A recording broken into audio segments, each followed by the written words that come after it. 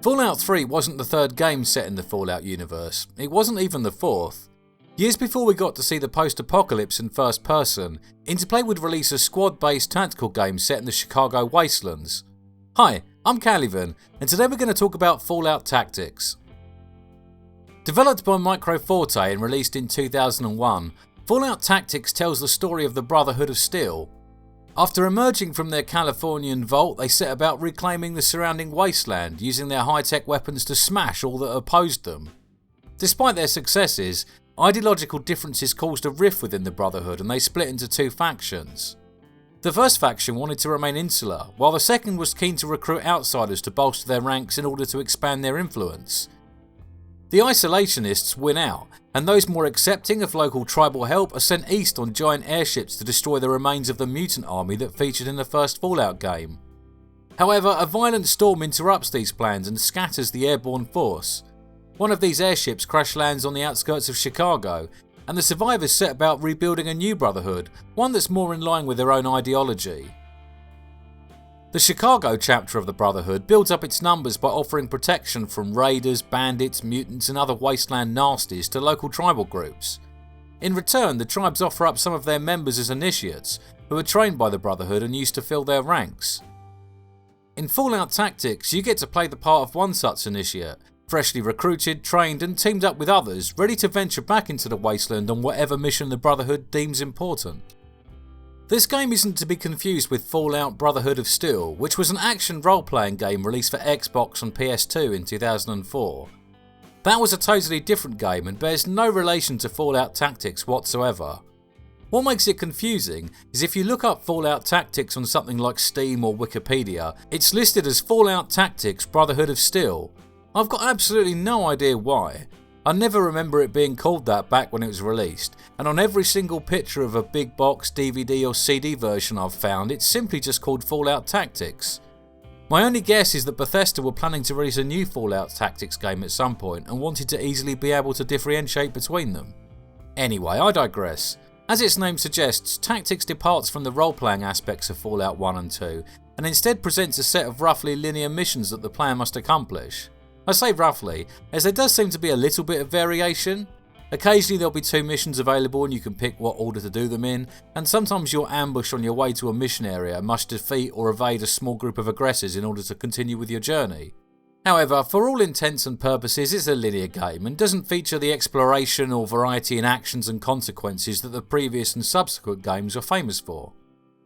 Between missions you are stationed at one of several Brotherhood of Steel bunkers that serve as your base of operations. First and foremost, the bunker features a briefing room with a particularly gruff-sounding general who'll fill you in on recent events and provide details of your next mission.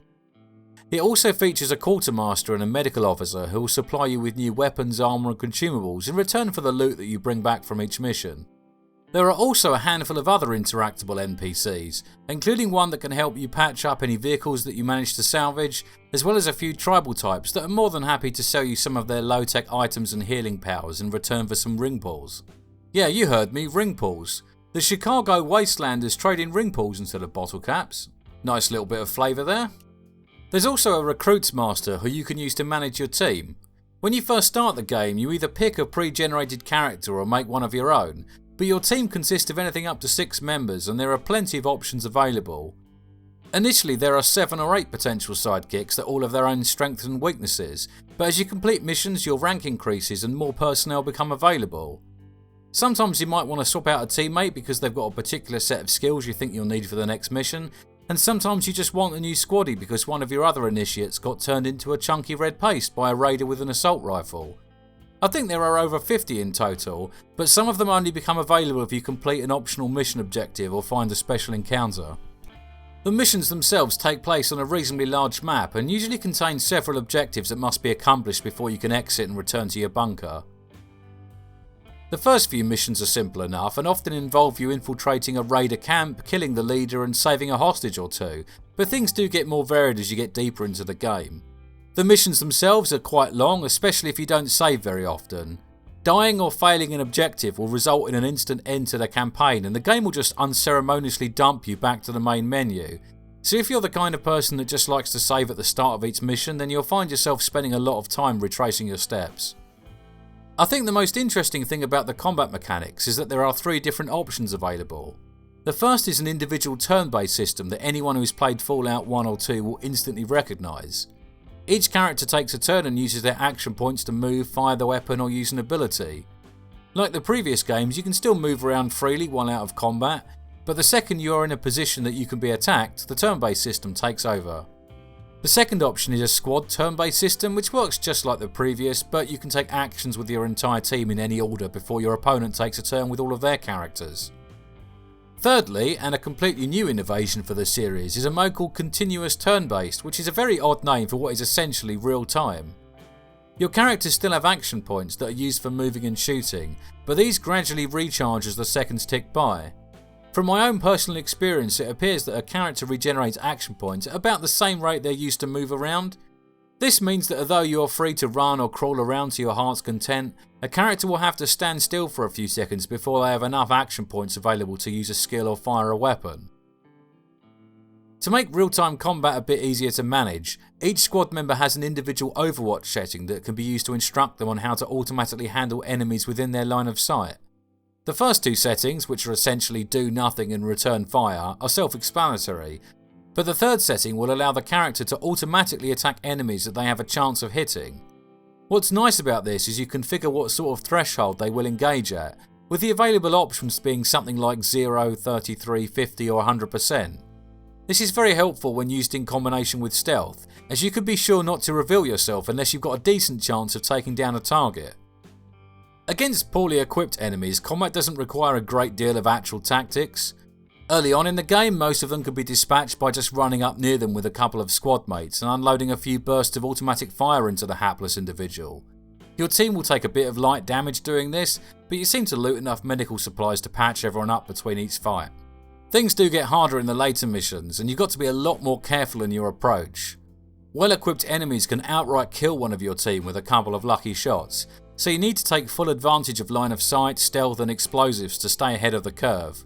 This can be quite challenging, as the best method of approach often isn't immediately obvious and the AI is smart enough to use distance and cover to its advantage. Occasionally some enemies will come running out of a building and you can just cut them down as they exit, but more often than not they will stay hidden inside waiting for you to step through the door. Graphically, it's an isometric sort of affair that is almost indistinguishable from Fallout 2. I won't go into any more detail than that, as the footage I've been showing is pretty self-explanatory. The game is interspersed with a few flipbook style cutscenes, all superbly narrated by Ron Perlman. These do a good job on conveying the story to the player and feature some nice artwork. I guess the big question is it any good? Honestly, that's a really hard one for me to answer.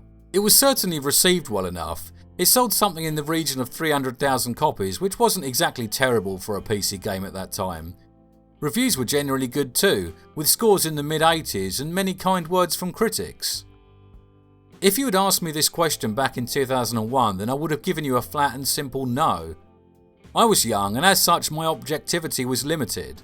The first 2 Fallout games had really made an impression on me, and I was severely disappointed that the game they released was nothing like the others. I was so unsatisfied with the situation that I was not able to put my feelings to one side and play the game based on its own merits.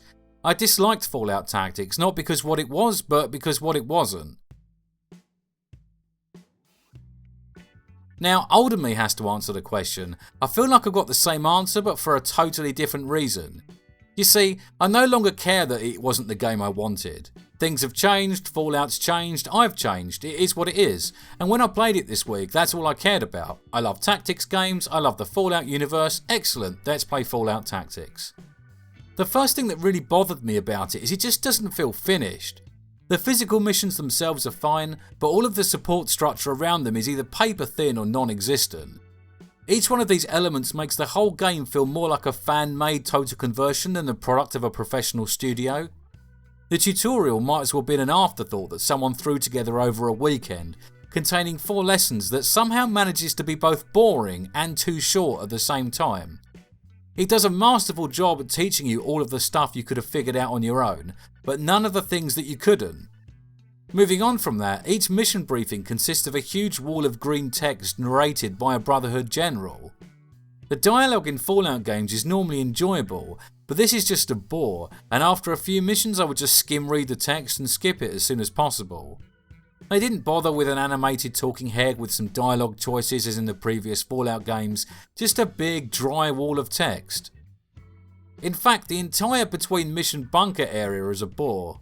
I think I enjoyed it after the first mission as I got to run around and explore it, but on subsequent visits I just wished I had a proper interface to use instead. Running back and forth between different vendors and having to drag and drop weapons and ammo manually between each individual teammate was not a fulfilling gameplay mechanic and just irritated me. If this was a role-playing game I might feel differently, as interacting with lots of different characters could be interesting because they may have stories, quests or other particulars, but this isn't a role-playing game and they don't. Having to manage my squad this way was just tiresome. From a game design point of view, the obvious way to handle this part of the experience would be use a custom interface like you'd find in an XCOM or a Jagged Alliance game, but instead they just present it all as a mini town within the game engine. It's not suitable, and it's part of the reason I said it feels like a mod. The game engine itself is perfectly serviceable for a role-playing game in 1997. The problem is it came out in 2001, and as we already mentioned, it's not a role-playing game. Fallout Tactics uses the same inventory management system as Fallout 2, which is woefully inadequate for a real-time game with a squad of 6 characters.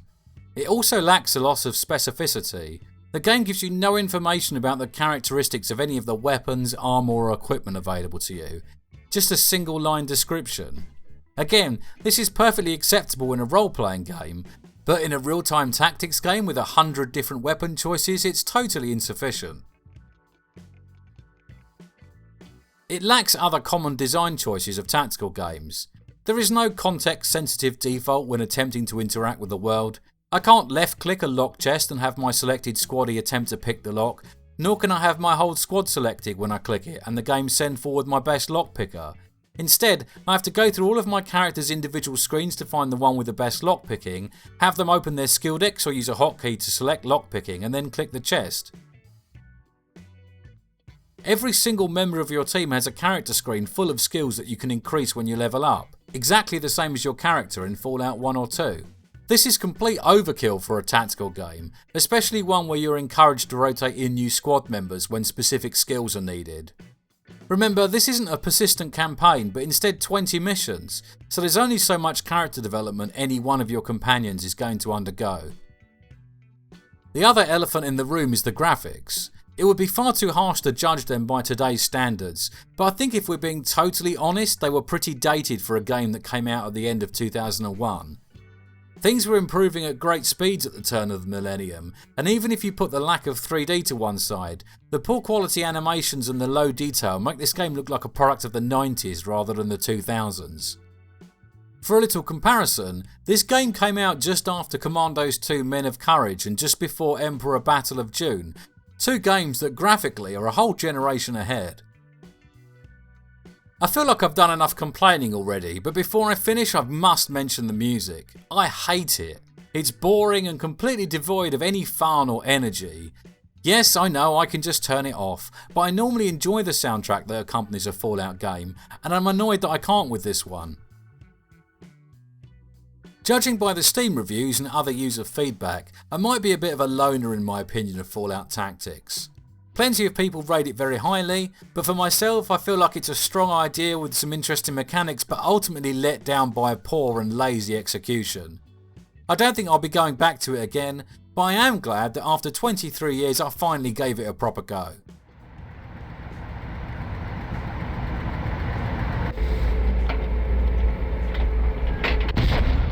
Hi there, thanks for making it to the end. If you've played Fallout Tactics yourself, I'd really like to know what you thought of it, especially if you've completed the game once or twice. Did you love the game? Am I being too harsh? Let me know in a comment. If you enjoyed this video then please click the like button, and if you want more of this sort of thing then subscribe to my channel and I hope to see you back soon.